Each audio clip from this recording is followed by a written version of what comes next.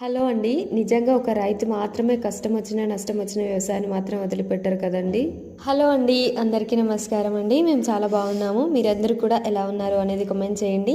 నేను కొన్ని వీడియోస్‌లో చెప్తా ఉండేదాన్ని కదా అండి. మాకు ఆకుకూరల తోట ఉండేది. మా అమ్మ, నాన్న ఇప్పటికి కూడా అదే వర్క్ చేస్తారని చెప్తా ఉండేదాన్ని కదా! ఈరోజైతే మా తోట చూపిద్దాం అనేసి మీకోసం అయితే వీడియో తీశానండి. చూడండి నాన్న చాలా నీట్‌గా కడతారు కట్టలు. చాలా చూడండి, మీరు చూస్తే అర్థమవుతుంది. ఒక్క వేస్ట్ ఆకు కూడా ఉండదన్నమాట. దాంట్లో చూడండి ఎంత నీట్గా కట్టారో. అన్ని కట్టలు కూడా ఈక్వల్గా ఉండేటట్లు కడతారు నాన్న. చూడండి చాలా బాగా నీట్గా కడతారు. అమ్మ ఏమో ఇరుస్తుందండి కూర. అమ్మ ఇంకొక అక్క కూడా వచ్చారనమాట పనికి. ఆ అక్క కూడా ఇరిచిస్తుంటే నానైతే కట్టలు కడుతున్నారనమాట. చూడండి తోట అంతా కూడా ఇంకా చాలా రకాల ఆకుకూరలు అయితే ఉన్నాయి. రీసెంట్గానే వేశారు, నవంబర్లో అలా వేశారు. 1 మంత్కే వస్తుందన్నమాట ఇరుపుకి. ఇంకా చాలా ఆకుకూరలు అయితే ఉన్నాయండి. అవన్నీ నేను లాంగ్ వీడియోలో పెడతాను. Please subscribe.